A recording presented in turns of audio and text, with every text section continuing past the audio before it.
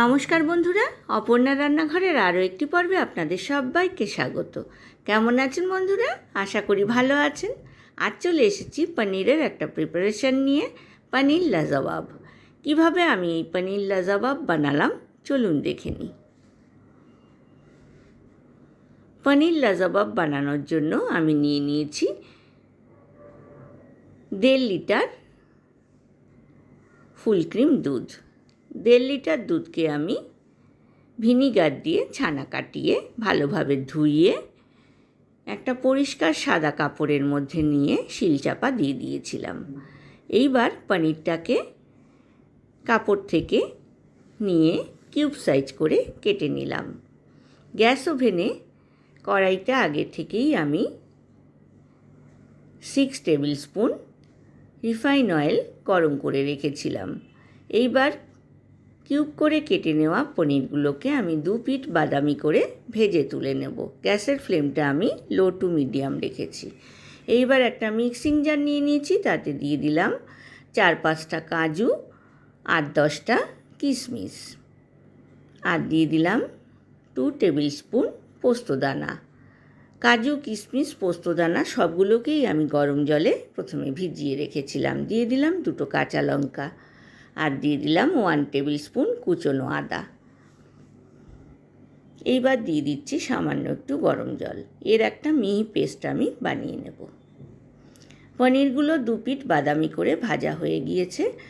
আমি একটা বড় পাত্রে গরম জলে নুন দিয়ে রেখেছি, তার মধ্যে আমি পনিরগুলোকে ডুবিয়ে রাখছি, যাতে পনিরের ভেতরে নুনটা ঢুকে যায় আর পনিরগুলো নরম থাকে।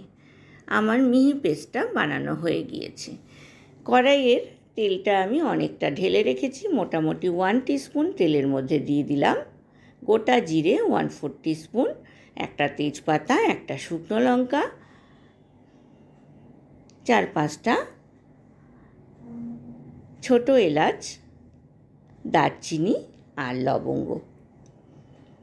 মশলাটাকে ভালোভাবে ভেজে নিচ্ছি যতক্ষণ না সুগন্ধ বেরোয়। এবার এর মধ্যে দিয়ে দিচ্ছি পেস্ট করে রাখা মশলা। বন্ধুরা যারা প্রথম থেকে আমার সঙ্গে আছেন তাদেরকে অনেক ধন্যবাদ। যেসব বন্ধুরা প্রথম আমার চ্যানেলে ভিজিট করছেন তাদেরকে আমার চ্যানেলে স্বাগত জানাই। মশলাটা পুরোটাই আমি কড়াইতে দিয়ে দিয়েছি।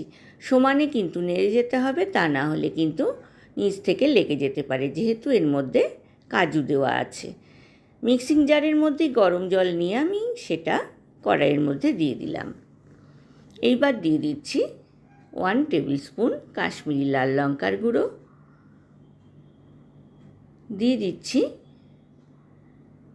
1/4 টিস্পুন নুন, আর 1/2 টেবিল স্পুন চিনি। নুন চিনি ঝালটা কিন্তু আপনারা আপনাদের পছন্দ মতো ব্যবহার করবেন। দিয়ে দিলাম 1/4 কাপ প্রিজারভেটিভ মটরশুঁটি, আগে থেকে ফ্রিজ থেকে বার করে আমি গরম জলে ভিজিয়ে রেখেছিলাম। দিয়ে দিলাম 6টা বেবি টমেটো। এইবার দিয়ে দিচ্ছি পনিরগুলো। জল শুদ্ধই পনির আমি কড়াইয়ের মধ্যে দিয়ে দিলাম। সব ভালোভাবে মিক্স করে নিলাম। ঝোলটাকে খানিকক্ষণ ফুটতে দিলাম। এইবার দিয়ে দিলাম 2 টেবিল স্পুন ফ্যাটানো টক দই।